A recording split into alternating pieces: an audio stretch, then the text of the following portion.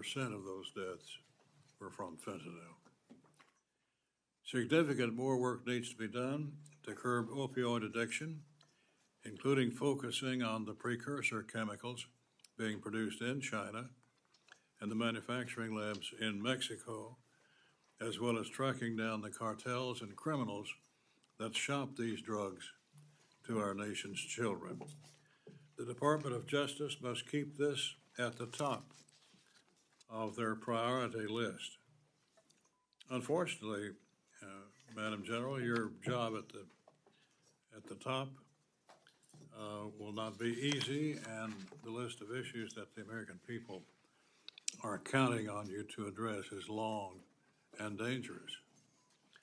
From fentanyl and immigration to violent crime and supporting local law enforcement, the Department of Justice needs to uphold the rule, law, and equal justice while tackling the most dangerous situations confronting Americans. To make matters even more difficult, this all must be accomplished within a budget that needs to be right-sized for efficiency and effectiveness. The Department of Justice's fiscal year 2026 budget request totals just under $34 billion. This represents a reduction of close to $3 billion from fiscal 25, and specifically the request includes about $11 billion to target violent crime, $10 billion to tackle drug crimes, over $3 billion to defend the nation and our citizens against transnational organized crime, and over $3.5 billion to address immigration. These are the exact issues that hit home for many families, and these are the issues that are being discussed between neighbors in all of our states, including mine in Kentucky and across the nation.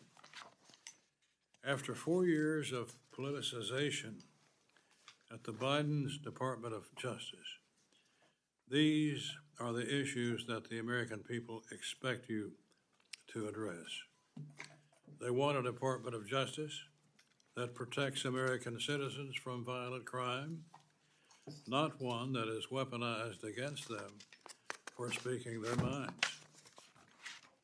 Thus far, we have seen much progress on many of these fronts, including an administration that's taking the nation's borders seriously.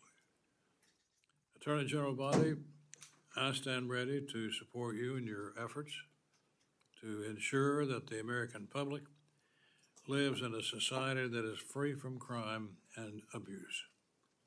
I look forward to hearing from you today regarding the fiscal 26 budget, and then we will go from there. There are critically important funding decisions ahead of us, and I hope we can gain a better sense of your priorities today so that we can make the best decision on behalf of the American public. Let me now recognize the ranking member of this subcommittee, Ms. Ming, for any remarks she cares to make. Thank you, Mr. Chairman, and welcome Attorney General Bondi. Tens of thousands of public servants at the Department of Justice and its bureaus have historically worked very hard and continue to work hard to protect public safety and uphold the rule of law in our country. Yet, I must take this opportunity to express my very strong concerns about this current administration's lack of respect for the rule of law. Over the past 5 months, we have seen numerous examples of this administration outright breaking the law. The administration continues to illegally withhold billions of dollars in funding that Congress appropriated, including hundreds of recently terminated justice grants that had previously been awarded through open and competitive processes. The administration is violating the federal law that mandates that the Office of Management and Budget publish apportionments and show the public how and when federal agencies are spending appropriated funds. The Justice Department has begun illegally restoring the gun possession rights of convicted felons and domestic abusers. It's allowing the sale of forced reset trigger devices without a background check. These are devices that effectively convert regular firearms into machine guns, which I fear will only make mass shootings in the United States more numerous and deadly. More than 1,500 individuals involved in the January 6th attack on the Capitol were pardoned or granted commutations of sentences. The president's new appointee as pardon attorney, Ed Martin, previously raised money to help defend some of the most violent of these individuals, people who assaulted police officers. Some of the pardoned January 6 defendants have subsequently been arrested, charged, or sentenced for other crimes. Under this president, the U.S. has accepted a luxury jetliner from Qatar, very likely in violation of the Emoluments Clause of the Constitution. This president has also issued a series of illegal and unconstitutional executive orders, several of which are being challenged in courts right now. Presidential actions in recent months have also directed highly political and targeted investigations against law firms and individuals, including Miles Taylor, a former staffer for the House Appropriation Committee's Republican majority. Meanwhile, the administration has weakened law enforcement against political corruption by gutting the department's public integrity section, which fairly investigates and prosecutes corruption by government officials. It has dismantled Task Force Klepto-Capture, which was started after Russia's 2022 invasion of Ukraine, to enforce sanctions and target oligarchs close to the Kremlin. It has also ended the FBI's Foreign Influence Task Force, which was created to defend against foreign influence operations targeting U.S. institutions. Furthermore, dozens of experienced career federal prosecutors, litigators, and FBI leaders have been fired or forced out since the start of this administration, including James Dennehy, the highly respected leader of the FBI's New York field office. I'm really concerned about what is happening in the Department of Justice, especially based on the department's fiscal year 2026 budget request. The proposed budget weakens the country's efforts to fight crime and keep Americans safe. The proposal reduces funding for the FBI, despite the heroism of agents like those in Minnesota who aided in the recent capture of the deranged man accused of killing a state representative and nearly killing another. It slashes funding to fight the trafficking of fentanyl and other dangerous illegal drugs by reducing the budget of the DEA, cutting the high-intensity drug trafficking areas program by more than a third, and by completely eliminating the dedicated funding for the Organized Crime Drug Enforcement Task Force's program.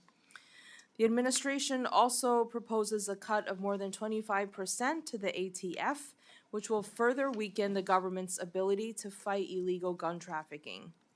This budget proposal also puts further pressure on state and local budgets at a time of great economic uncertainty. The proposal cuts by more than $800 million funding to grants to local and state law enforcement for fighting and reducing crime, including a cut of more than $37 million to burn justice assistance formula grants that help our local law enforcement in every single state. I'm also concerned about the huge cuts to grants aimed at preventing and prosecuting violence against women, such as STOP grants and sexual assault services grants. The administration also proposes eliminating 3 valuable programs aimed at fighting and preventing hate crimes at the same time that the FBI is reporting that hate crimes are at historic highs. The administration's budget would completely eliminate the Community Relations Service, which was created by the Civil Rights Act of 1964 to prevent and resolve conflicts in American communities. These actions and this budget proposal simply don't demonstrate a commitment to the rule of law and equal rights for all Americans. I look forward to discussing these important issues at today's hearing. Thank you for being here, and thank you, Mr. Chairman, and I yield back. We have in attendance the ranking member of the full committee, Ms. DeLauro, whom I now recognize. Thank you very much.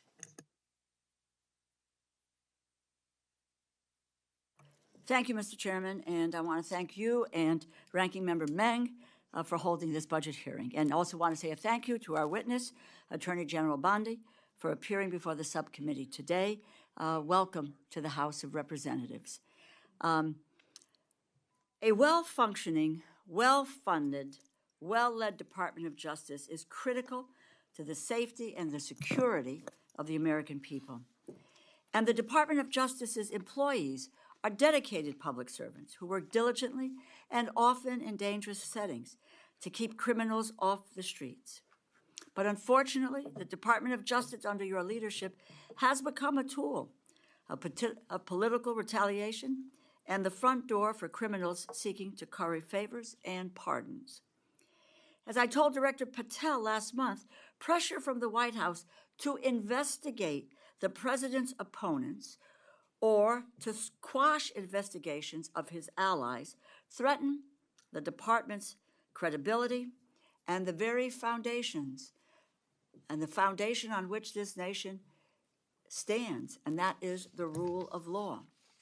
The Attorney General must shield the rule of law from political pressure, not act as an instrument for implementing the president's political hit list.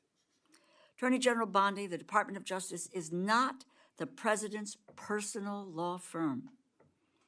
Loyalty or disloyalty toward the president or even the president's agenda is not a valid measure of the performance of your employees nor of the appropriateness of a particular criminal investigation. President Trump is more focused on revenge, retaliation, and retribution rather than lowering high price for everyday essentials, and the American people are bearing those costs. The American people expected President Trump to address the high cost of living, but the president is not laser-focused on the cost of living crisis. He is actually making it worse. Instead, he put billionaires like Elon Musk in charge of our government, and they are attacking civil servants who are not loyal to him, but to the Constitution and to the rule of law, and they are stealing programs, the funding for the programs that keep America's communities safe. This administration is deliberately undermining agencies that protect the American people. Over $4.5 billion in the Department of Justice grant, those funds, including COPS grants, the Office of Violence Against Women grants, that's been unlawfully frozen, stolen from the communities that are counting on this funding to improve their own law enforcement capabilities. This funding supports re-entry initiatives, violence prevention, it helps prevent hate crimes, provides services for crime victims, and supports underserved communities. Stealing this funding makes the American people less safe, more likely to become victims of crime. Freezing this money is an illegal impoundment. There is no lawful authority to unilaterally impound, or in my words, steals. You can continue to say there is inherent authority. You can say it over and over and over again, but it is not true. And we're going to correct it over and over and over again. And how many times can the courts and the Government Accountability Office tell you so? Your department is responsible for upholding the law.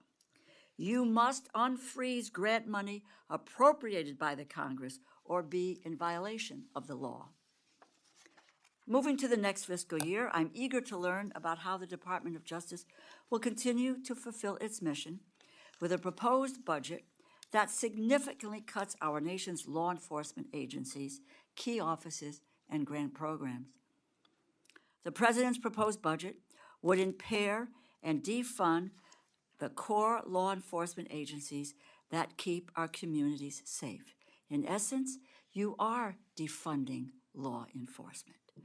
It slashes funding for the FBI, the Drug Enforcement Administration, the Bureau of Alcohol, Tobacco, Firearms, and Explosives, limiting federal efforts to help our state and our local enforcement combat gun violence, drug trafficking, and organized crime.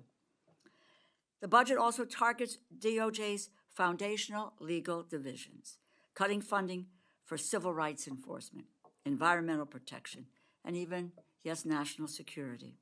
It takes an axe to grant programs and other programs that support domestic violence survivors and local police departments. It dismantles DOJ's tax division, which will only make it easier for prominent tax cheats to avoid prosecution, further increasing the burden on honest taxpayers who pay what they owe. They pay what they owe. Our largest corporations do not. And why on earth does your budget slash the Department of Justice's Office of the Inspector General by 30%? Does this administration want to eliminate waste, fraud, and abuse or not? Our government's Inspector General are absolutely critical, nonpartisan offices that help Congress and the American people eliminate and prevent fraud and corruption. This administration has directly undermined and even removed over a dozen of these offices across our government. Waste, fraud, and abuse are not the targets of President Trump's White House. They are the primary objectives. This budget does not put the safety and security of the American people first. It puts white-collar criminals, drug traffickers, and violent offenders first, while eviscerating your department's ability to stop them.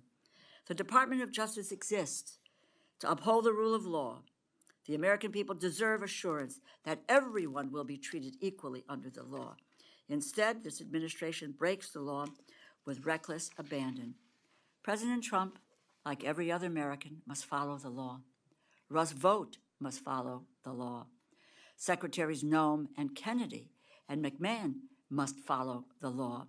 And we must understand why your department is complicit in law-breaking from the highest office. I yield back. We want to say congratulations to the Attorney General on her selection to this very important post.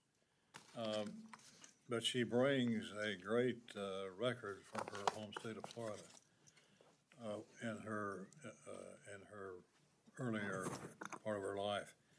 So we're proud of you, and we welcome you to the subcommittee. And you're now recognized for an opening statement, which will be entered into the record. Thank you, Chairman. Good afternoon, Chairman Rogers, Member DeLauro, and Ranking Member Meng, and distinguished members of the subcommittee. I'm honored to appear before you today to present the President's fiscal year 2026 budget for the Department of Justice. I look forward to working with all of you to ensure continued support for the department and our many critical missions. President Trump's fiscal year 2026 budget proposal totals $34 billion for the Department of Justice. That money will support federal law enforcement as well as our state, local, and tribal law enforcement partners. My primary objective as Attorney General is to return the department to its core mission of keeping Americans safe and vigorously enforcing the law. This budget will allow us to continue doing just that. Since January 20th, we have dismantled deadly fentanyl networks across our country. We prosecuted MS-13 and TDA members using terrorism and RICO charges. We've seized thousands of illegal guns from cartels and extradited key cartel leaders into U.S. prisons. Last month, the FBI arrested 205 child predators in a single operation, and the DEA executed the largest fentanyl bust in the history across 4 states. We have also surged FBI resources to investigate thousands of violent crimes committed against American Indian and Alaskan Native people. These are just a few examples of what we've achieved thus far. The budget will allow us to continue doing our crucial work. We've also led the charge to enforce our immigration laws, rebuild our immigration system after 4 years of chaos, help secure our nation's borders, moreover.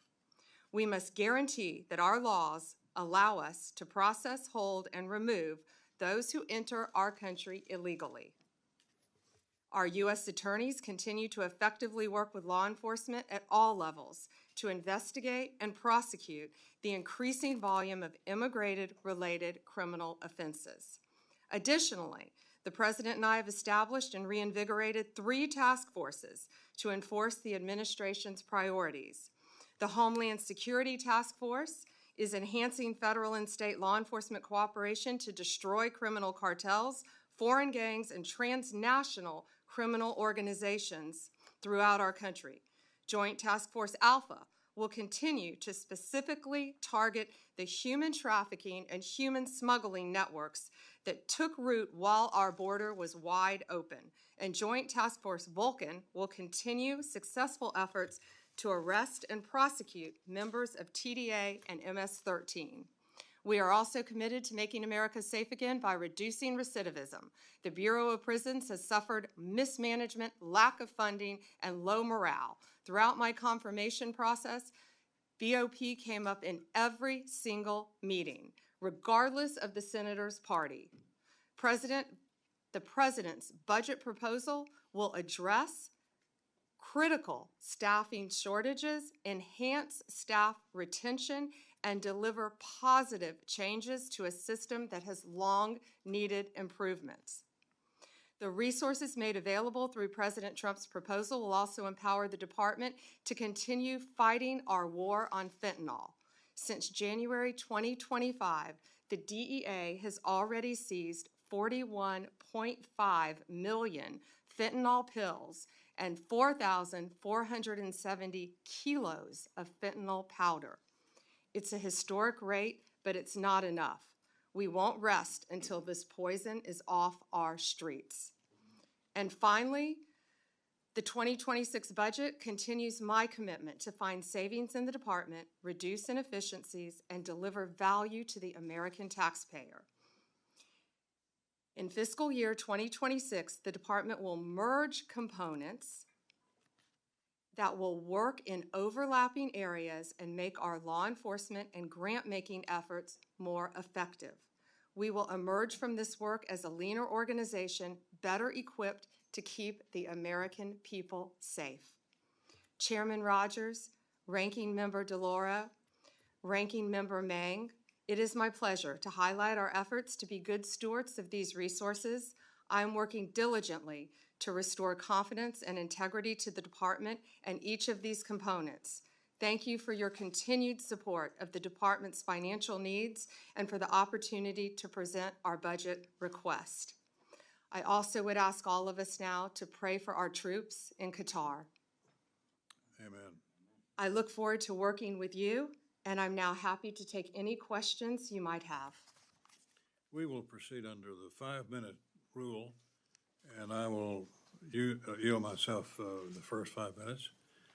As you know, Madam Attorney General, rural America, many parts of the country, including my district, continue to suffer from the lethal effects of illicit drug use and overdose deaths.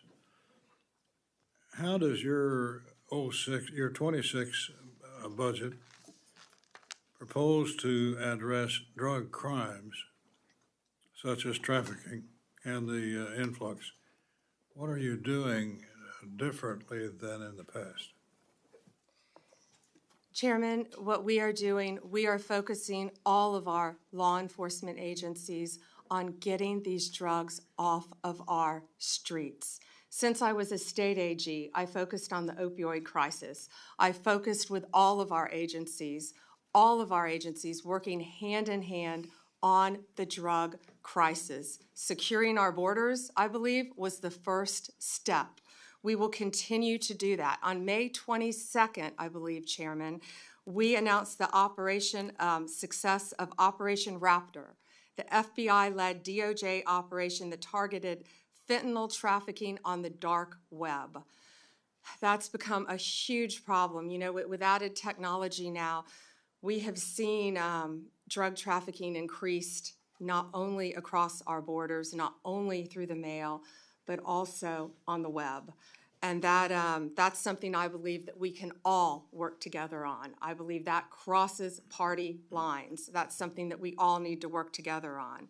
We've seized 144 kilos of fentanyl, 180 firearms, and over $200 million in currency and digital assets, working with 9 international partners and arresting 270 drug traffickers across 4 continents.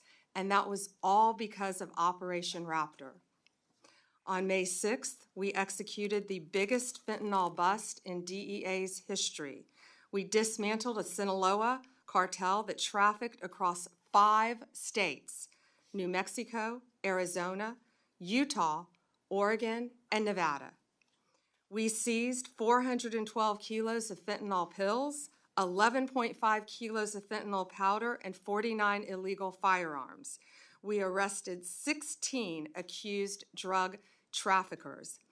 These cartels, these gangs, are so organized that they insulate their leaders. The leader of this particular cartel was living in Oregon, yet none of the drugs were with him.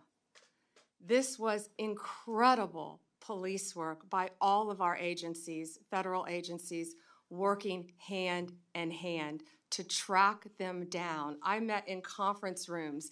We had charts, and I would invite any of you members on both sides of the aisle to come in and see these investigations of what we are trying to do to get these drugs off our streets.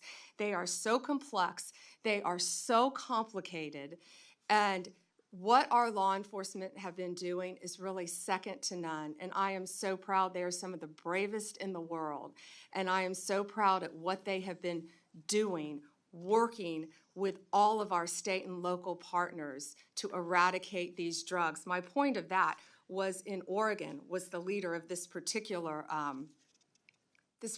Sinaloa gang, and again, he insulated himself. But we were able to catch him thanks to great police work, and we will continue to do that. Well, congratulations. Thank you. And thanks for the invitation. I hope we can take you up on that. During his hearing before us, FBI Director Patel indicated a lot of precursor chemicals that originate in China are now going to terrorist organizations that reroute the precursors into our country through the northern border. What can you say about that? Yes, Chairman, that's accurate. You know, I've been fighting this fentanyl epidemic since I was a state AG, when it really first came on the market. Ironically, I was recently in Poland at a security conference with all of my counterparts around the world, and I will never forget something they said to me. My counterpart in Poland said, fentanyl isn't here yet,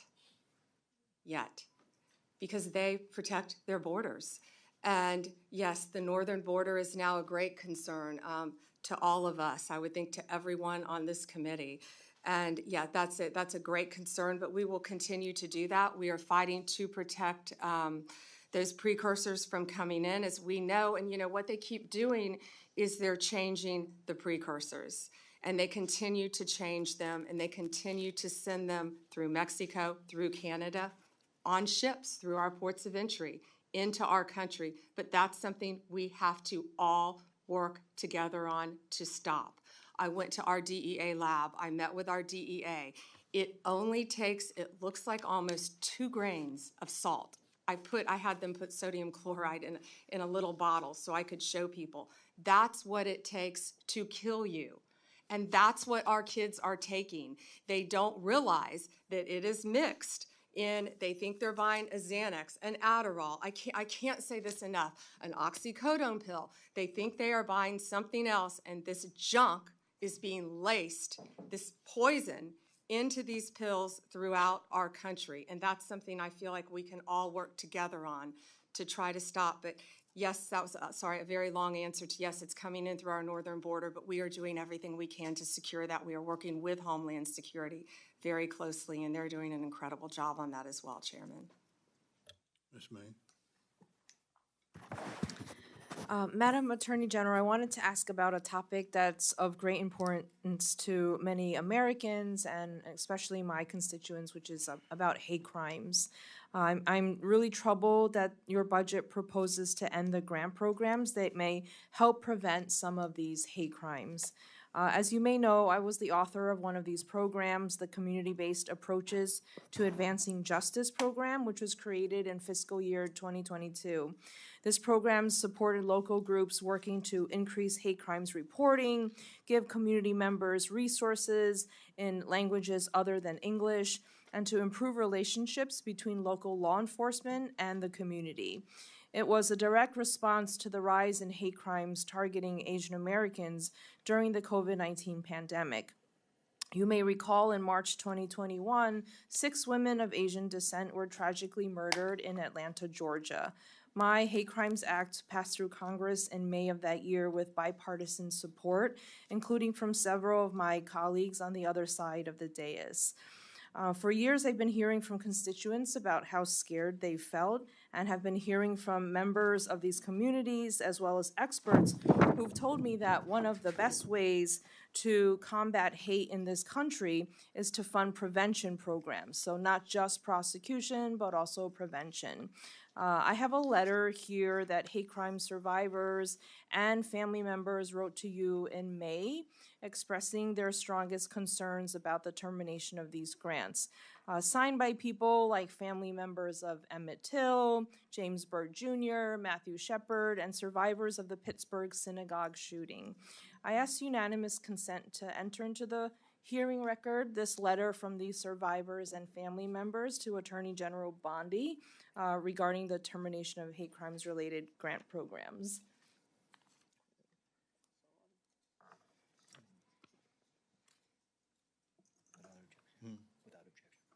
Oh, yes, without objection. Thank you, Chairman.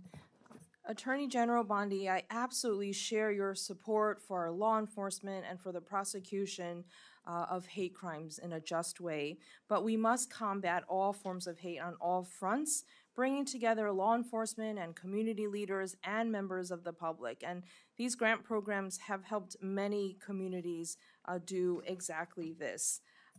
So I just wanted to ask and hear from you why there is a proposal to eliminate the 3 largest sources of DOJ funding for hate crime prevention programs. Yeah, and Ranking Member, can you list those 3 for me again? And I'm sorry, I have not received your letter yet, but I would welcome working with you on any issue regarding hate crimes in the Asian American community, in any community. I welcome working with you on that. Okay, yeah, I would love to, and this letter was sent May 15th, and we'll make sure that you and your team have received it.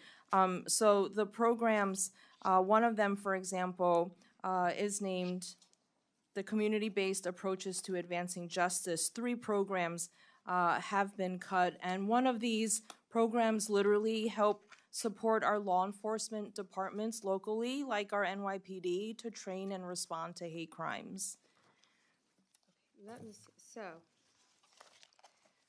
we have 5,800 grants, Chairman, that come, Ranking Member, excuse me, that come through my office.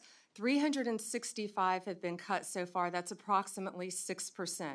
What I will tell you is we have turned back on 13 of those so far because people have reached out to me. If you want to reach out and talk to me directly, I will give you my cell phone. I would love to sit down with you and see if we can work that out. I'm sorry, I'm not familiar with those 3 directly. But again, we will, if you have on either side of the aisle any grants that you believe should be back on, I would love to meet with you and work with you on that. We're doing that on a case-by-case basis, and law enforcement is my top priority, especially hate crimes, violence against women, everything I've done my entire career as a prosecutor. I think we have a former prosecutor in the room too, and I look forward to working with you on this and seeing what we can do to help you. Great, we'd love to work together, and we will flag all the programs that have been impacted, including those that directly support our local law enforcement like NYPD.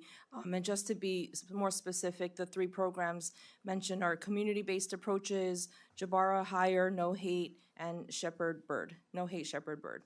Thank you so much. Thank you. Mr. Gonzalez. Thank you, Chairman, and thank you, Attorney General, for being here today. You know, when the DOJ submitted their budget, the United States was a nation at peace, and now we're a nation at war. So my questions are going to be focused on national security. How many Iranian sleeper cells do we suspect are in the United States? Congressman, I can't talk about that in this setting, but what I can tell you is I know Homeland Security, I know the FBI. They are focusing on doing everything we can to keep our nation safe, and they will continue to do that. Yeah, it's a frightening time in which we live right now, but President Trump is committed to keeping all Americans safe, and we look forward to working with you on that. Great, thank you. How many active cases of threats to the homeland does DOJ currently have open as of today? Countless. I can't talk about those in this setting either. Obviously, anything pending regarding national security issues, but there is not a day that goes by that we don't discuss the issues that you just brought up with me at the Department of Justice, but I also know that our counterparts at DOD, HSI, the State Department, and all of our agencies are working together to make America safe and, in turn, keep our world safe. This is very much on my mind. I spent 20 years in the military. I spent 5 years in Iraq and Afghanistan. Thank These you. aren't, of course, these aren't dots on a board. And, you know, not only American lives abroad, what we saw today, are at risk, but it's also American lives here at home. And I don't want us looking back and going, what if? I want us to, as much as we can, get ahead of it, to give you the resources, the instruments that you need to go out and make sure that we're preventing things from happening, not waiting until after the fact. There was a report, you know, of over 1,500 Iranian nationals that have entered the country illegally over the last several years. Do we know out of those over 1,500 how many of those have been convicted of a crime? Yeah, I don't have the number of the conviction, but it's well over 1,000 have entered. Yes, I don't know if it's quite up to 1,500, but yes, it's well over 1,000 have entered our country. And I can tell you we are on high alert, and everyone is looking at that very closely. Just some things just don't line up as far as us. I see the world is on fire now more than ever before, right? Once again, when this budget was submitted, we were a nation at peace, and now things have changed. I look at this, I see law enforcement and national security has a reduction of $645 million, over 1,500 positions.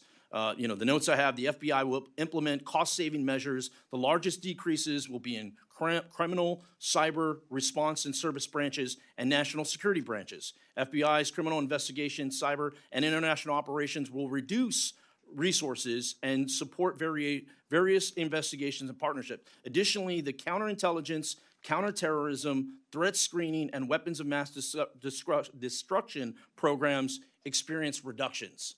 I mention those things because those, in my eyes, those are the programs that we need more resources to, more manpower to, and not everything's about money. I mean, you alluded to this. A lot of times it's about being more efficient with the things that you're doing. I'd love to hear your thoughts on some of the way we're looking to get ahead of any problem sets. Thank you, and we can do more with less. Of course, you can always do more with more, but we're doing more with less. We're prioritizing, we're refocusing, and the budget request supports $7.5 billion for national security.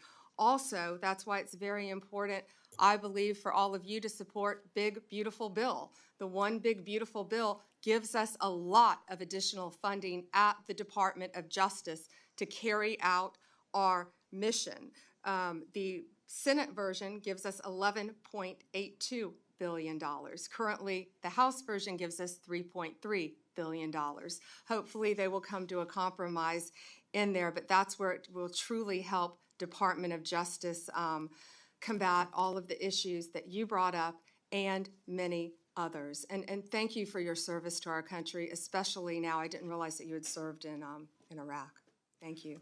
Yeah, no, of course, and thank you for saying that. I mean, resources matter, and the Big Beautiful Bill, we look forward to getting that to the President's desk as soon as possible, once again, to give you the resources and the tools you need to get ahead of these problems that we see so clearly coming through. I represent nearly half of the southern border. The border is on my mind quite a bit. One of the questions I have, I focus a lot on convicted criminal illegal aliens. Do we know how many illegal aliens have been convicted of a crime in the United States? Yeah, I can get you those specific numbers. I don't know, but many. I can tell you our prosecutors are indicting and charging illegal aliens constantly, violent crimes, rapes, thefts, many crimes throughout this country. And yes, our borders were wide open. And Congressman, back in September, I went to our border at Yuma, Arizona, not in Texas, but in Yuma. And at our border, what I saw firsthand, we saw IDs just dropped from every country you can imagine. El Salvador, Venezuela, China, every country you can imagine. And of course, I didn't see Iranian driver's license, but they are coming into our country. Yes, we know that's documented, but just walking into our country. And that's why Homeland Security, that's why ICE, that's why the FBI, that's why all of our agencies, DEA, ATF, are all working hand in hand to combat that and to keep Americans safe. And that is what President Trump is committed to doing. Thank you. Chairman, I yield back. Ms. DeLauro? Thank you very much, Mr. Chairman. Just a quick note before I get to my questions. Fentanyl seizures are down 30% compared to last year, and that data is coming from the Customs and Border Patrol, CBP. I don't make it up, but fentanyl seizures are down. At your confirmation hearing, you asserted that you will do everything in your power to prevent illegal gun runners in our country. Your budget request for the Bureau of Alcohol, Tobacco, Firearms, and Explosives, ATF, proposes a cut of 26% below the current level.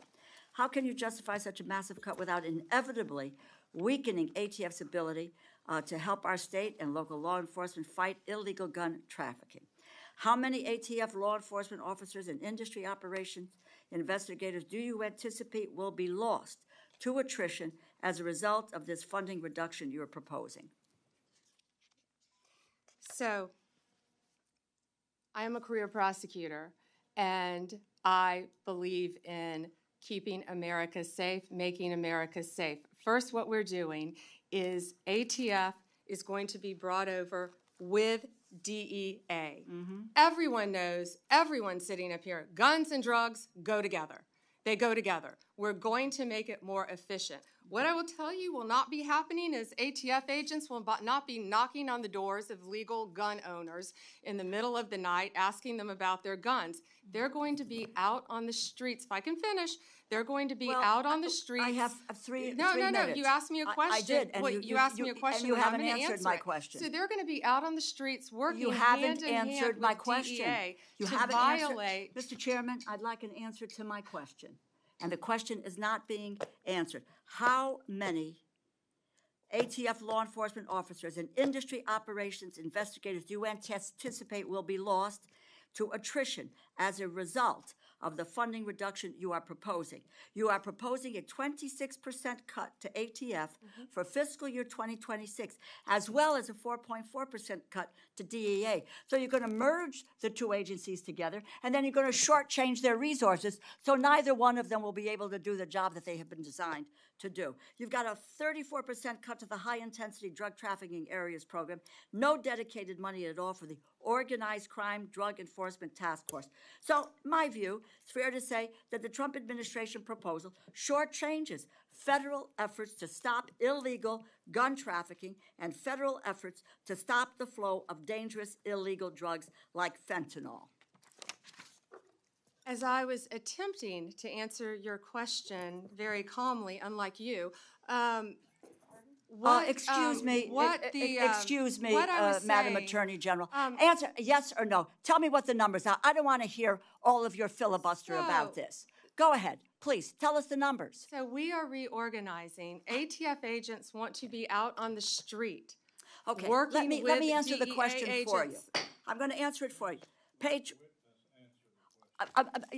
Mr. Chairman, you give me a certain amount of time, and I have a high respect for you, but I don't have to listen, nor do my colleagues have to listen to a filibuster when it's a simple question. But I have an answer to your question. It's page 146 of the department's fiscal year 2026 budget, and the performance summary explicitly says, and let me quote, ATF will eliminate 541 industry operation investigators, reducing ATF's capacity to regulate the firearms and explosive industries by approximately 40% in fiscal year 2026.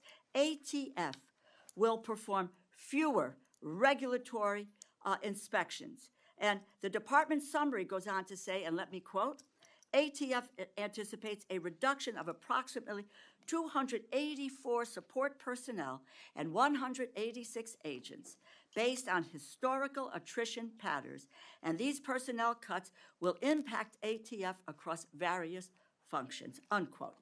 If the capacity to regulate firearms industry is reduced by 40%, if you are losing 186 ATF law enforcement agents on top of that, it is clear the direction you are headed with this budget, and that's what it is, isn't it? The proposal will weaken our ability to stop gun trafficking, and it will greatly reduce ATF support for state and local law enforcement that helps them prevent and solve violent crimes. It's a bad proposal. Do you want to hear my answer in 3 seconds? You mentioned regulatory functions. We will not be having ATF agents go to the doors of gun owners in the middle of the night asking them about their guns, period. They will be out on the streets with DEA, guns and drugs. How many are together. gone? It will be attrition. We are not firing agents. They will be working. How many with have DEA. taken attrition? Can I tell you that they all want to be on the streets? They want to be doing their jobs. They want to be. But you're getting them guns. off the streets. They want you're getting to. Them We're off putting the them on the streets. And they want to be working with DEA. You are getting them off the will be streets. There is no efficient. clear. And Mr. We will Chairman, be I yield back my efficient. time. I yield back my time. Let's get some answers here.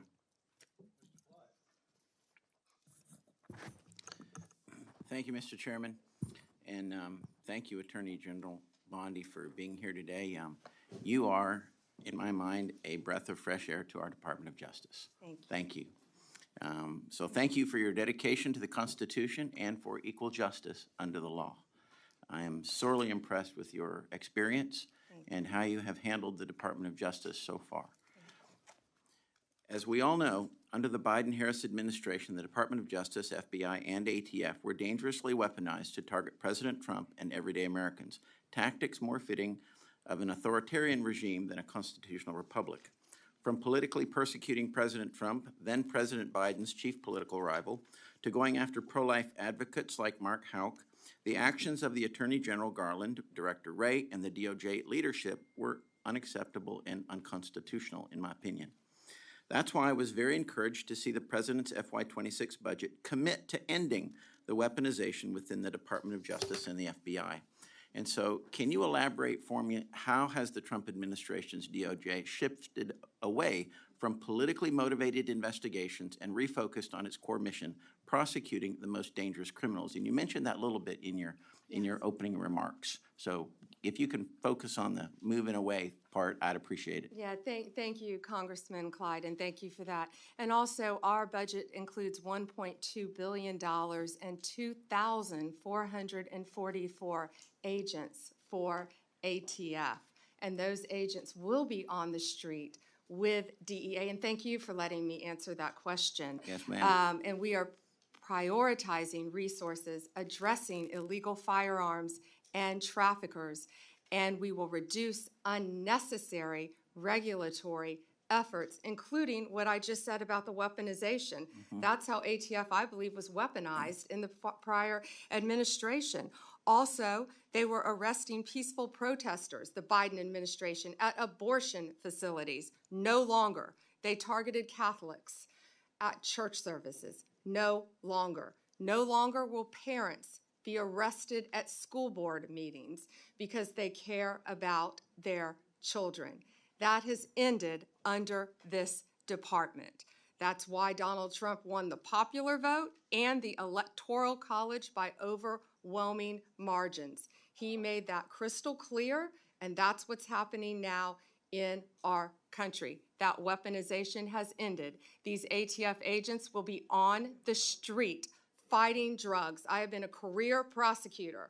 ATF has taken thousands of guns off the streets since January 20th, working hand in hand with DEA. Drugs and guns go together. Core function, no more targeting and weaponizing our citizens by any of the agencies. Thank you. Thank you for that Congressman. commitment. Thank you. I was delighted to see that the Department of Justice's fiscal year 26 budget also included a dedicated fund for a firearm rights restoration initiative. Can you describe this initiative a little bit and any other steps that your department is taking to restore the Second Amendment rights to Americans who are unlawfully or unjustly stripped of them by prior administrations? Can you talk about that a little bit, please? Yes, Congressman, and that is the pardon power, of course, falls with the president, and he has been doing many pardons on that topic, and he will continue to do that, I am certain. Also, one other thing about ATF is our seizure of firearms is up 33% from this time last year. Thank you. Wanted to add that. Thank you. Thank you. I was going to ask you about the merger of DEA and the ATF, and kind of, if you'd elaborate on that. You've talked a little bit about it already. The one thing that I think is very important is that the ATF and federal firearms licensees work together, because truly FFLs are the front line when it comes to illegal purchases and just the information that is out there, and we can help each other as long as we have a good relationship with each other. And during the last administration, it was a terrifying relationship. I mean, you had the zero tolerance against federal firearms licenses. I'm sorry, we're all human. Everybody makes mistakes, okay? And they're not intentional, they're just mistakes. And when you can lose your livelihood and you can lose your business and your employees can lose their jobs over simple mistakes, that's a real problem, especially when, if you think about federal firearms licensees, they're the pathway to the Second Amendment of the Constitution. They enable individual participation in the protection of liberty. I mean, that's what federal firearms licensees do. So I think it's really important to have that critical relationship between ATF and the federal firearms licensees. And, when the inspectors, when the ATF went from the Treasury to the Department of Justice, and the inspection side of it, when the IOIs, when they were, industry operations inspectors, when they became industry operations investigators, okay? You investigate crime, you really inspect records. That was concerning to me. So my thought was maybe we could move the IOIs to the Department of Commerce, but just would get your thought on that. Yeah, and Congressman, that's the first time I've heard about that. I would love to meet with you and learn more Great. about that. I look forward But thank you to it. for asking about the ATF-DEA merger. In the world in which we live, bureaucracy has been around for a very long time. And just because things have been done one way for decades and decades doesn't mean that is the most efficient way to do them in the future. And I'm a career prosecutor. I care about ATF. I went to ATF's memorial service. We are doing everything we can to put those ATF agents on the street where they want to be.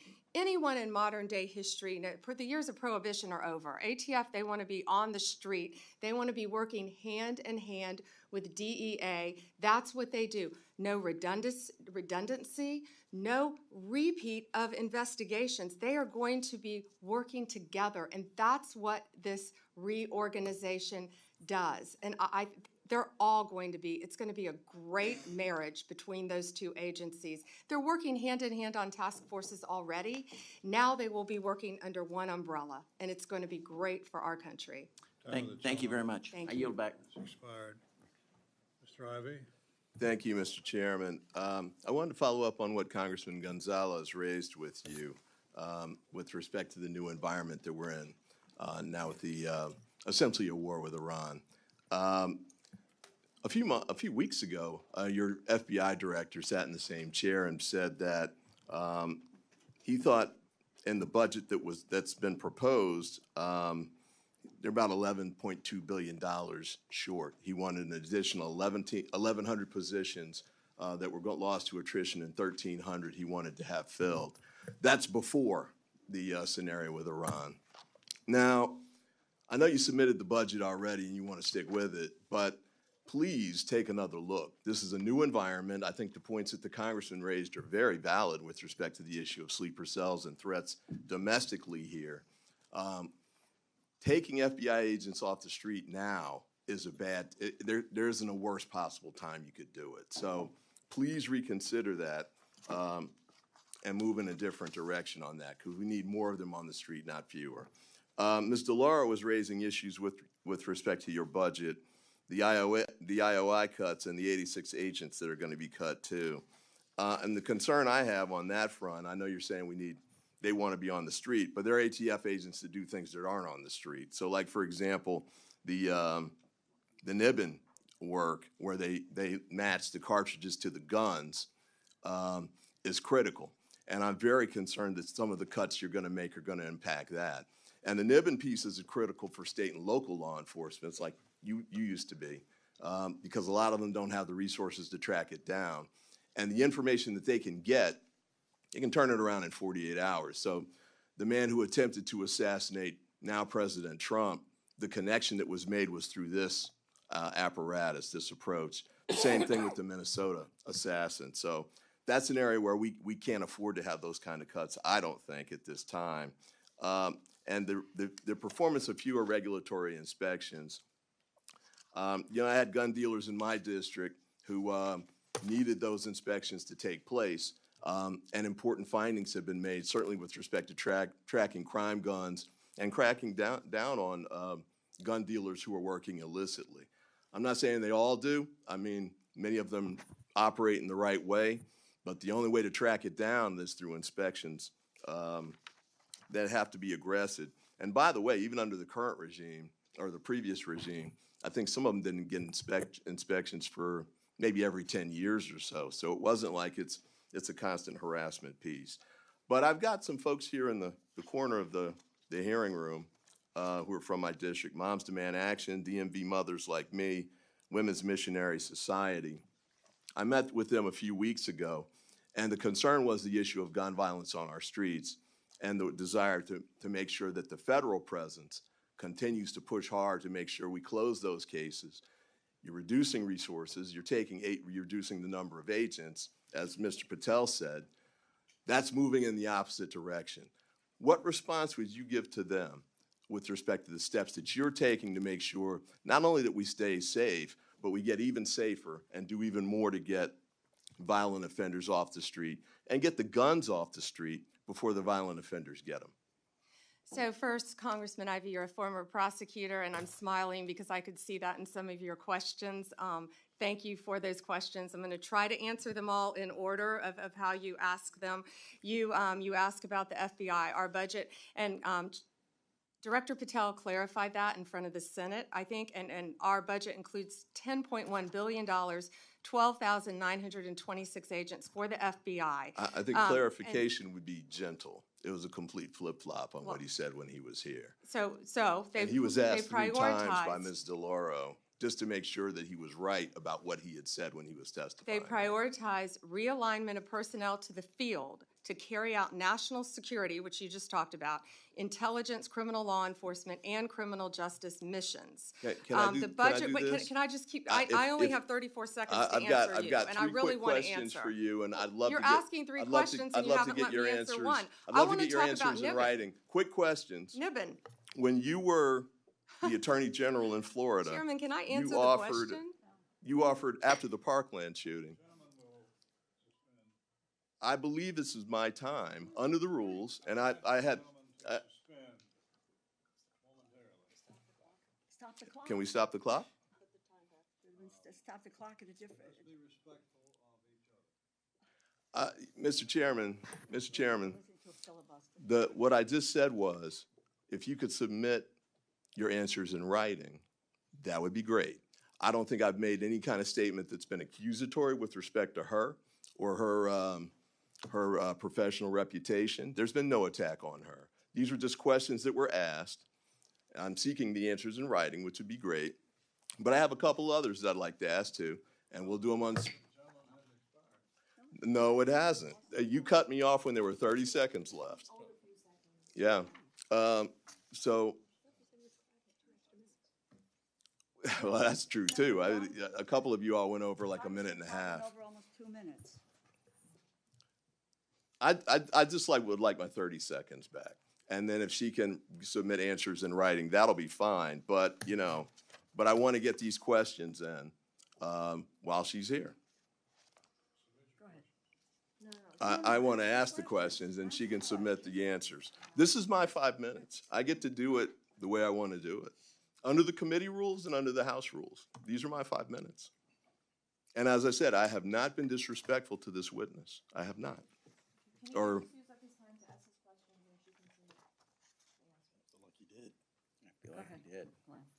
okay. When you were the Attorney General in Florida, after the Parkland shooting, my understanding is that you moved to ban gun sales to people under 21. Is that a position that you would take now as the Attorney General? I have a bill, H.R. 2368, which does something like that. I would be interested in if you'd be willing to co-sponsor or support that bill. You also moved to enact red flag laws, allowing a judge temporarily to confiscate weapons when he or she viewed that the person was at risk of hurting himself or someone else. Is that a position you would continue to support now? And the last one is ghost guns. Ghost guns, I don't think you took a position on it back when you were the AG in Florida, but we've had 2 bills come through here in the Congress, all Democratic co-sponsors. I think there's no argument that ghost guns have any, appropriate use on the street. They only help criminals avoid prosecution. Would you support a legislative ban on ghost guns? And with that, I yield back.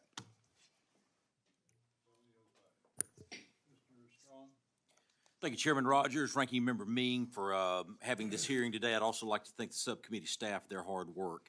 Attorney General Bondi, thank you for being here today. I commend you for your efforts to prioritize President Trump's America First agenda and commitment to making America safe again.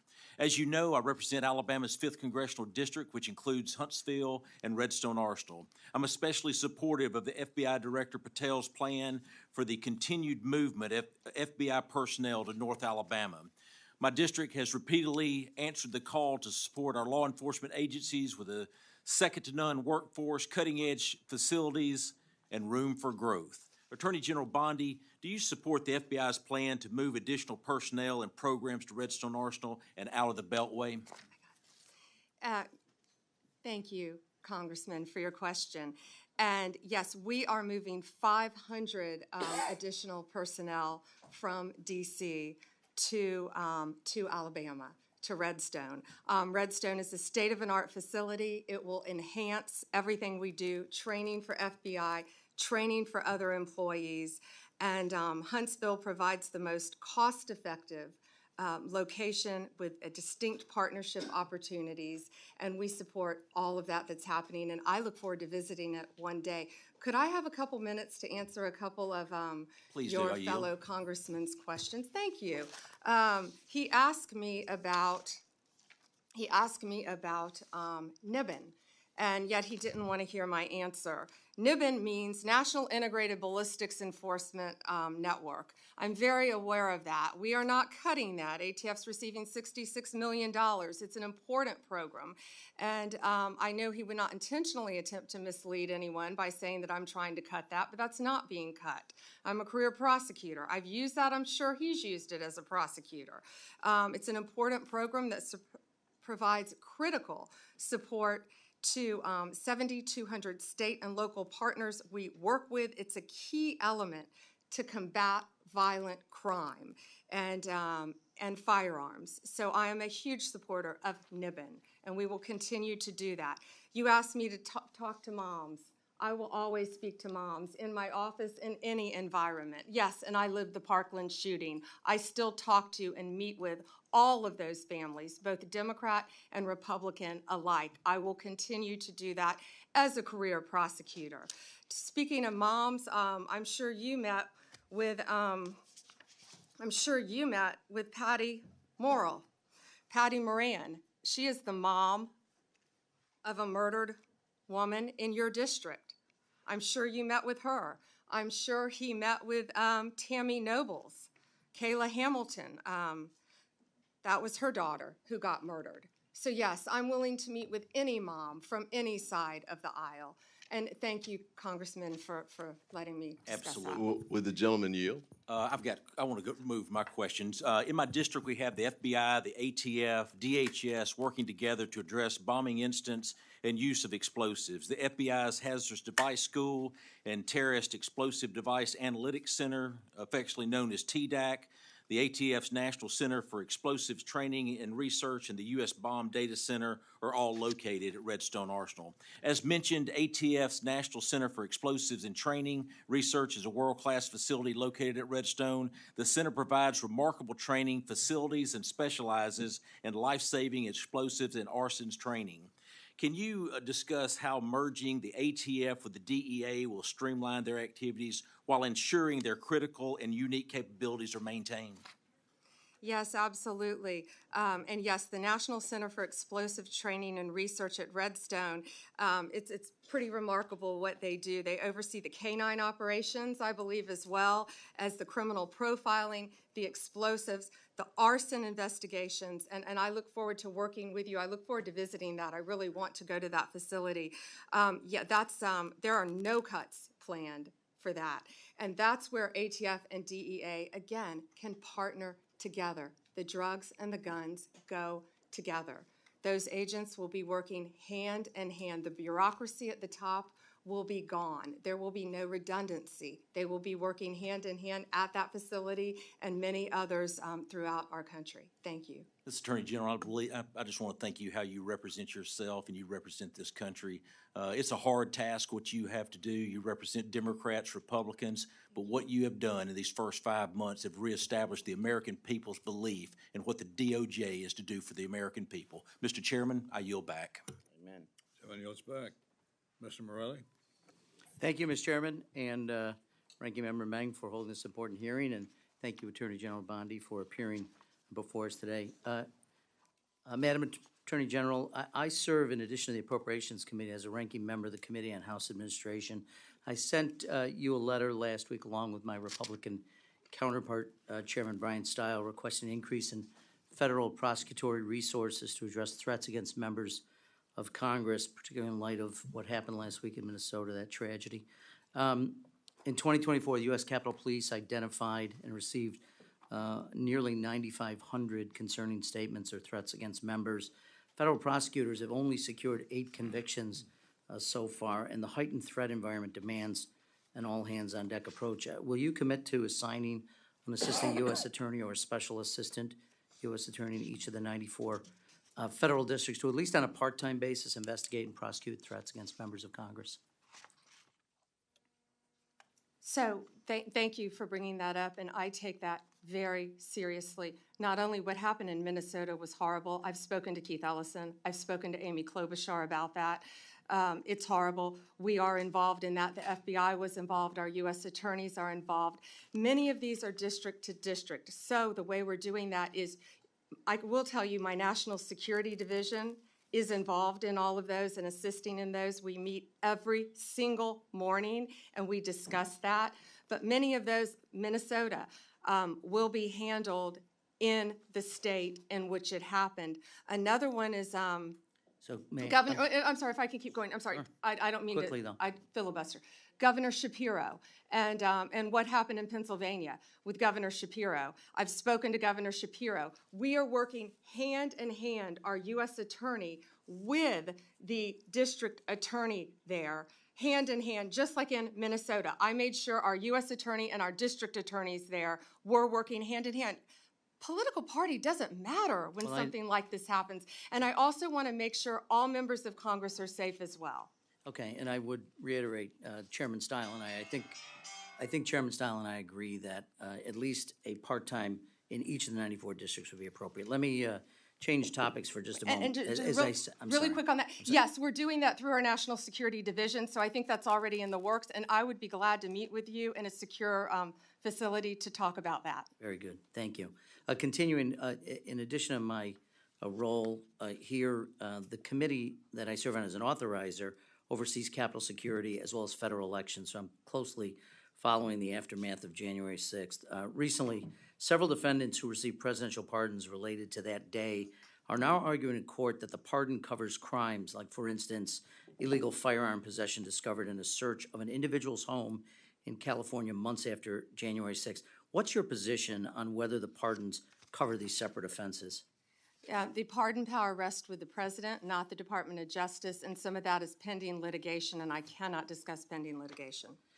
Well, I'm not asking you about who has the right to a pardon. I think as the Department of Justice in February wrote, the pardon is an act of grace which removes the punishment from a crime a person has committed. It further said, in its effect, the granting of a pardon is in no sense the overturning of a judgment of conviction. It is an executive action that mitigates or sets aside punishment. So as the chief law enforcement officer, what's your opinion, not the president's power of whether he can offer a pardon? That's pretty clear in the Constitution. But for crimes committed unrelated to January 6th, would you suggest that the pardons would cover activities or crimes potentially committed outside of that by the same person? Well, I don't know if you're referring to Joe Biden pardoning his son after he said he would not pardon Hunter Biden, or the No, I actually commutation referred of to all January the 6th. I'm sorry. all the sentences that the people that were on death row. I've met with those families, No, and all of those sentences were commuted. I'm not going to comment on pardons on either side of the aisle.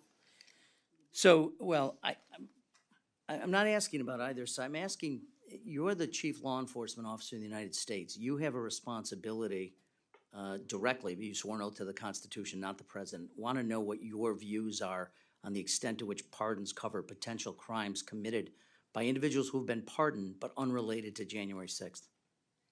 Do you mean the ones that were done by the auto pen? I'm not going to discuss right. anything that Mr. could Chairman, be or not be I pending litigation. respectfully, you know, Ms. DeLauro accused you of filibustering. I think that's the height of filibustering. This is a serious, serious topic, and for you to suggest that you don't have an opinion or to divert to other things that have nothing to do with January 6th pardons, I think is frankly demeaning to your responsibilities and your job. With that, I'll yield back.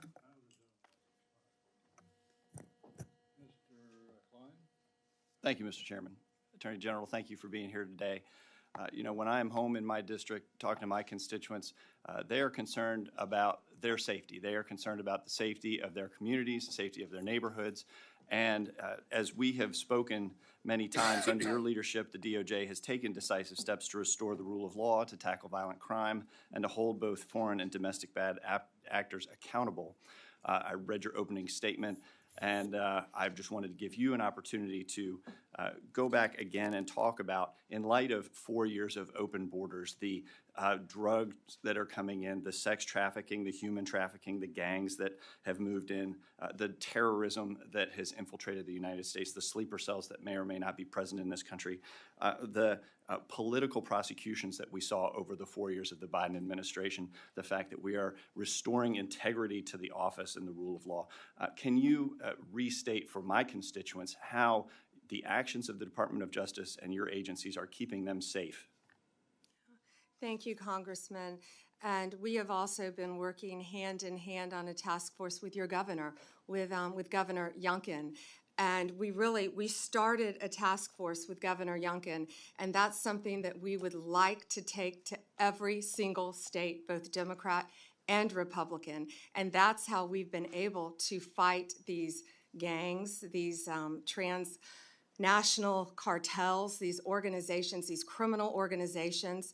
And it was really remarkable. One of the top members of TDA was living 20 minutes from where we're sitting right now in Virginia, and working hand in hand, regardless of political party, with state and local law enforcement officers throughout the state of Virginia.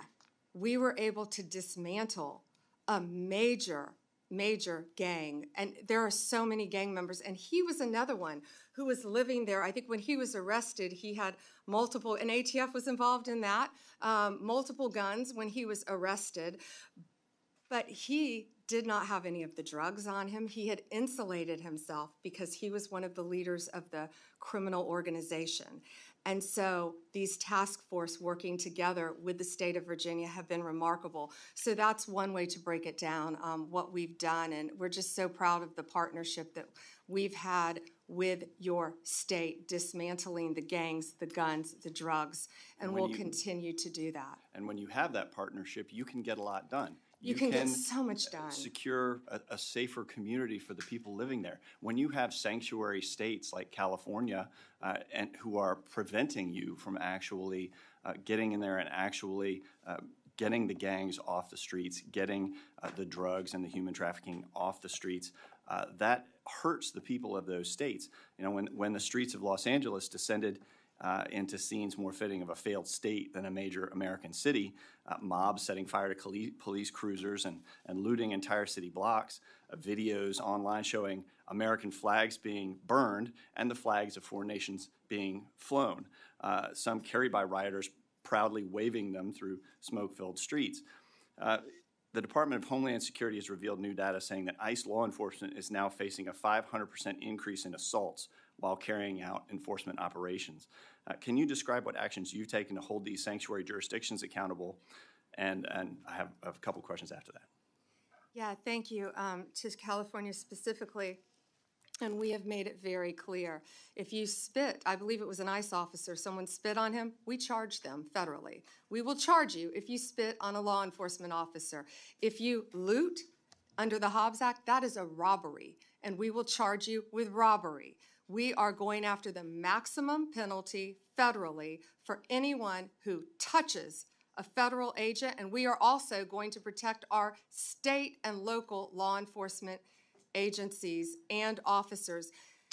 The men and women every day around this country, whether it's a blue or red or purple state, are out there fighting crime. That's what they care about. They care about keeping every single one of us safe. That's what they're doing. They care about preventing drug abuse, drug overdoses throughout this country. And they jeopardize their lives every single day to keep us safe. And we are going to do everything in our power to fight for them. Do you think that these sanctuary jurisdictions, these cities or states, should be receiving law enforcement grants if they refuse to uphold the law? That's pending litigation, Congressman, and I can't discuss that right now. I think the answer should be no, but I'll leave that to the judges and to this committee to decide. Thank you. Time of the gentleman has expired. Mrs. Dean. Thank you, Chairman. Thank you, Ranking Member. Thank you, Ranking Member. Thank you, and welcome, Attorney General Bondi. I just wonder, sincerely wonder, do you hear how hollow your last words sound in light of the pardon of all of the January 6th people, day one of this administration? I believe you're sincere. You want to protect law enforcement, but your principal, the president, pardoned every single one on January 6th. It rings hollow when you say these words, that if you spit on a police officer, we're going to go after you. Talk to my friends who are Capitol Police officers who were here, 5 of whom are no longer here. They are dead. And this administration, and I guess I want to ask you, did you have any advice for the president when he came forward with the blanket pardon on January 20th? What advice did you offer the president? I am never going to talk about conversations, advice in any way. Were you asked I'm for never advice? going to talk about discussions I've had Because or have not had. you'll But remember- I can answer with the President of the United Yes or no? States. Did you give him any advice, yes or no? I am not going to discuss any conversations That's a that no. I have had with it. And You just put your words in own my word, mouth. I but- am not going to No, discuss. I'm going to reveal your own words. I am Just a not moment. going to Please stop. discuss Please stop. This is conversations my that time. I've had with the President of the United States. Attorney You asked General, me a question. I would like to reclaim and the you last asked 20 me to seconds. answer. I have asked to reclaim my time. Please put 20 seconds back on the clock. You have an extra 30. If the general, She answered and then answered it again and answered it again with a non-answer. I ask for your consideration if the of putting time gentlelady on. will let the witness answer the question, we will. She proceed. answered it by saying no. Okay. The 3 hallmarks of this administration are incompetence, corruption, and cruelty. I'm going to focus today on corruption. And in my mind, there are two types of corruption: personal, and then the other I'm going to call public, governmental. Attorney General, have you ever been registered as an agent of a foreign principal under the Foreign Agents Registration Act? I assume you're talking about when I represented the country of Qatar for a very short time. The answer Hold is on. no, Hold excuse on. me. No. For anti-human trafficking for the World Cup. Anti-human trafficking or for the no? World Cup. Attorney you can't General, put words in my mouth. no. You want to talk about incompetence? You're the one that Excuse said me. Joe Biden on PBS was competent. You had to retract those words. Mr. So don't Chairman, talk to me. Don't insult me publicly. this is so discourteous. This is so outside the committee's guidelines. Taking a personal shot at me while swiping at Biden, very strange and very unprofessional of you. The answer is yes or no, and the answer is yes. You were registered as a lobbyist for Qatar. Is that correct? Yes. Never mind, don't answer. Did you disclose that when you went before for the Senate for confirmation? Yes or no? No, it was not in your documents. The answer is no. President Trump. This was discussed at my confirmation hearings in detail. It was discussed, but you failed to bring up the conflict that you had. President Trump recently announced he'd accept that $400 million Qatar airplane because it was just prettier than the one he was flying around in. Is it true that you gave advice that this was legally permissible? Yes or no? I will not discuss any advice that my Office of Legal Counsel gives to the President of the United States on any matter. When you spoke before the Senate, you said you would ask for ethical advice. Did you recuse yourself from that issue? And talking about unprofessional, you say the President wanted a jet because it's pretty? Excuse Come me. on, this is a Senate, this is He a said it congressional himself. hearing. He said it himself. Let me go to April the 2nd. You're a part of this, the president has dabbled in meme coin. He had the DOJ, disband the National Cryptocurrency Enforcement Team. His son recently launched the Executive Branch Club, a private club with $500,000 memberships here in D.C. Any of this seem like it might be a problem, might be profiteering from the office, and maybe you and your ethics team might be concerned about these conflicts of interest, your own and the president and his family? Yes or no? Any concerns? What I would be concerned about in Pennsylvania are all the child sex cases that we've prosecuted, all the CSAM cases that we've prosecuted. Did you hear in my question? Pennsylvania. I That's asked what the I would witness be to concerned actually about. answer questions that are asked. Congresswoman Dean. Chairman? Please let the witness answer the question. She didn't. And I would like to ask you one more question. You're not just complicit in this, you're actively helping and profiting. Isn't it true that on April the 2nd, the same day that Trump announced his chaotic tariff regime that plummeted the stock market, you sold more than $1 million worth of your shares in Trump Media stock? Trump Media stock fell 13% in the following days. Seems you avoided that loss. Well done. I yield back. May I answer that, Chairman? I complied with my ethics, and yeah, I would take a class in financial literacy if you think I profited from that, because I lost a tremendous amount of money. Congresswoman, and also on page 25 of my SJ2, it lists my involvement with Qatar for anti-human trafficking for the World Cup. Thank you. Mr. Moore. Thank you, Mr. Chairman, and thank you for holding the hearing. Thank you, Attorney General Bondi, for being here. You just mentioned this previously, and obviously, as you're aware, about the recently uncovered information about the FBI's egregious, politically motivated anti-Catholic field memo, which was disseminated to more than 1,000 employees. The Biden administration claimed that this memo only was circulated at the Richmond field office. It's now clear that this memo went much beyond just that one field office. This was a memo that suggested that Catholics, based on their theological beliefs and practices, were radical and that their traditional parishes were vectors for extremism. The FBI went so far as to infiltrate and spy on Sunday masses. So, Attorney General Bondi, I'm grateful for your efforts to combat anti-Christian bias, including the task force you recently stood up. It's clear from both the original leaked memo and the additional documentation that has been released that extremist Southern Poverty Law Center was the basis for this anti-Catholic bigotry coming from the FBI. Will you commit to not use the Southern Poverty Law Center to determine who is a hate group? Committed to working with you on that, Congressman, and thank you for bringing that up about, yeah, that was horrible what happened to Catholics and that memo. It didn't just happen to Catholics, of course. It happened to parents at school boards. It happened to people who were peacefully protesting at abortion clinics.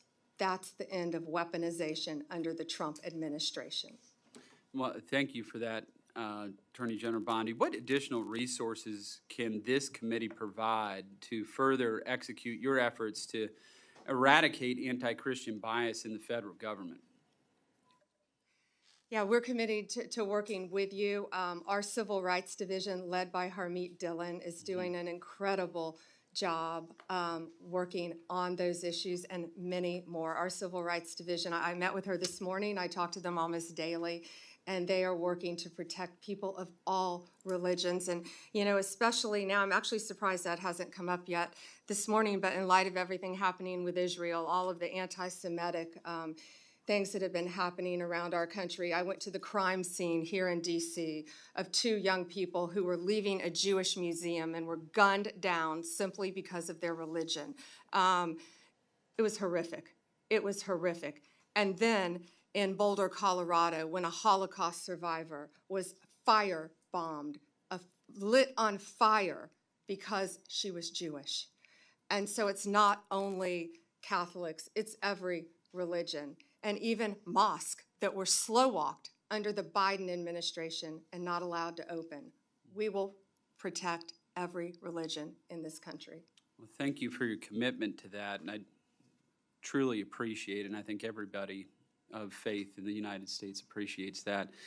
And I just want to switch gears real quick to just another topic. In 2022, the D.C. Metropolitan Police recovered the remains of 5 unborn children, apparently from a D.C.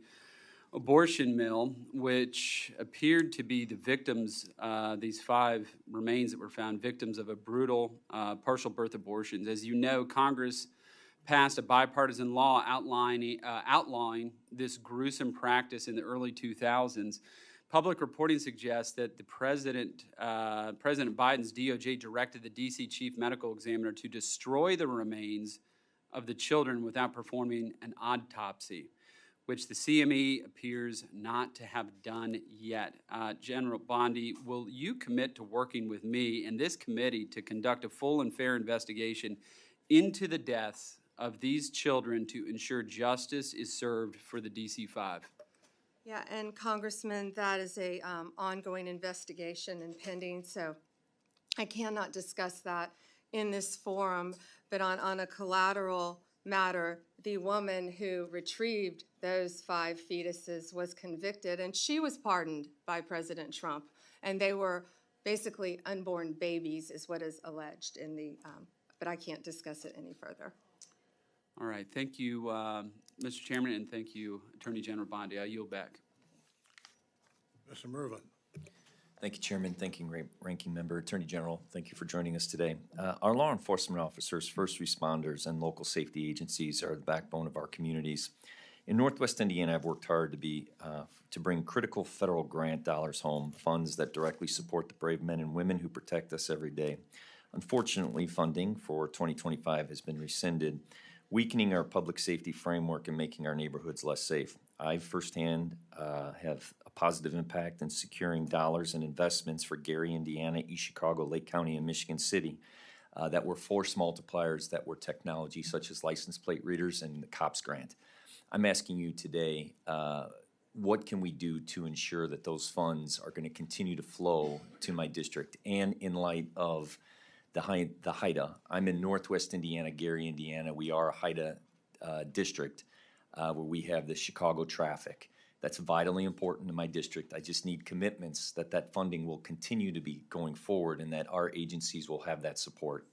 Congressman, thank you for bringing that up. I'm well aware of the HIDA. I believe that's in Maryville. Is that correct? You are correct. And yes, that funding will remain where it is. We do not intend on touching that funding. We want to protect HIDA. Very good. So in light of the escalation with Iran, part of our cybersecurity and our infrastructure when it comes to our electric grid, our banking systems, that is a new threat.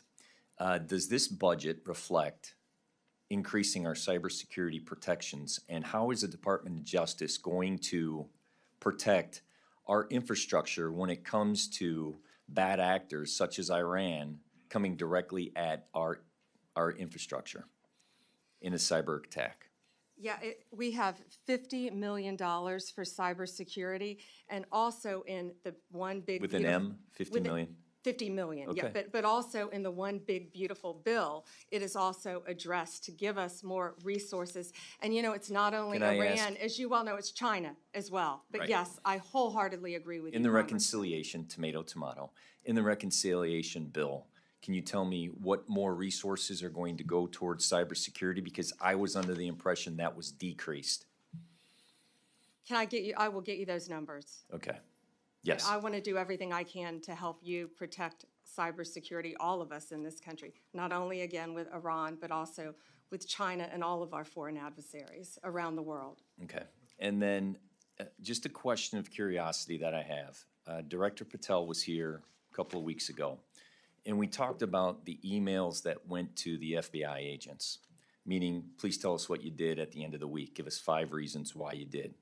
At first, Director Patel said that that didn't exist. Then he specifically said, well, that came from the Department of Justice to the FBI agents, and his words, I told them not to fulfill that obligation.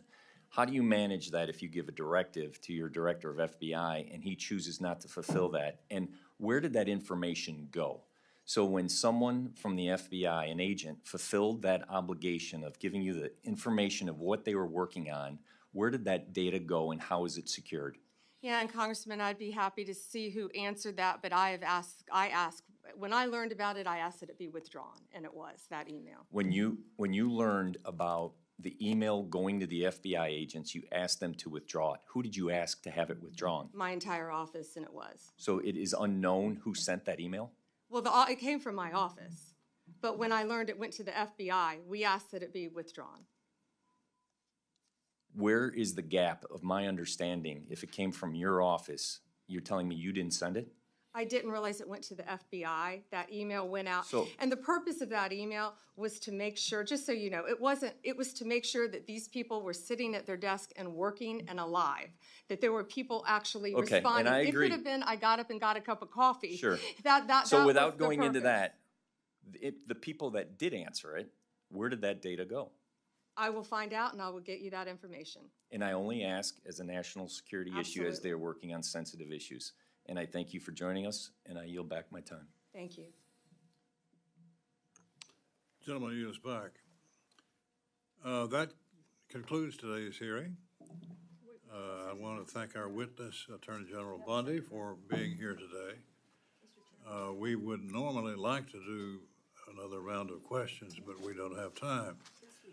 The gentle lady, the Attorney General, has meetings scheduled, I think, at 4 o'clock.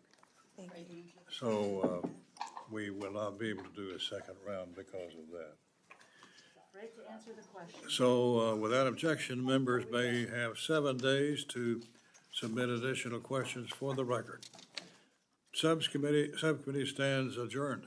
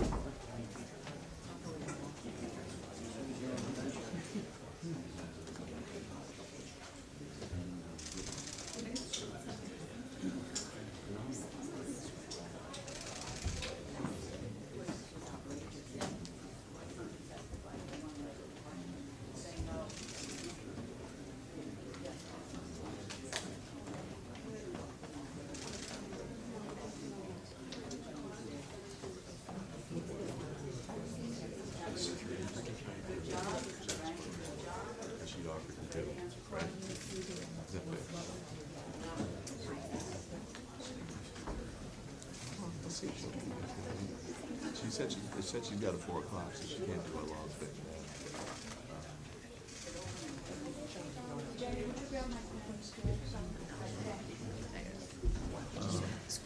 General Pam, how are you? Former prosecutor. Yes, ma'am. Now, these are two of the ladies. And I would love for you to come in my office. I'd love to meet with you. I'd love to meet with you. It's nice to meet you. Take care. Thank you. All right. Thanks very much. All right. Attorney General, Go Gators. My mom was in your MC. I'm in Key as well. It's very nice to meet you. Of course. Thank you. Watch your head. Okay. Okay. So,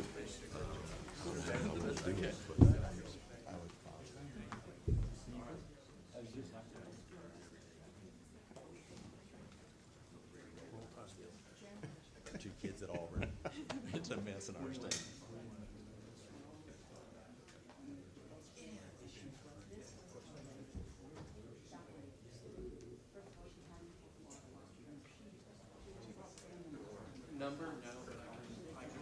Alan?